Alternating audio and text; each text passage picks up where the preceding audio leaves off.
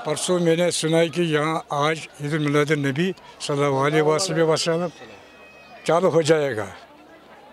इंशाल्लाह ये अल्लाह की मेहरबानी है। सबसे लोग यहाँ आज जो मैंने आज देखा है बहुत कसरत से आए हैं। इनको रसूलुल्लाह सल्लल्लाहु अलैहि वसल्लम का मोहब्बत है। इश्क मोहम्मद जिसके पास होगा वही आएगा यहाँ। जिसके पास अल्लाह ने दे दिया है इनका मोहब्बत मारिफत हज़रत मोहम्मद सल्लल्लाहु अलैहि वसल्लम का, उसका दिल में शौक़ है, दिल उसको अमन में रहता है। अल्लाह के बगैर उसको कोई डर नहीं है। अल्हम्दुलिल्लाह।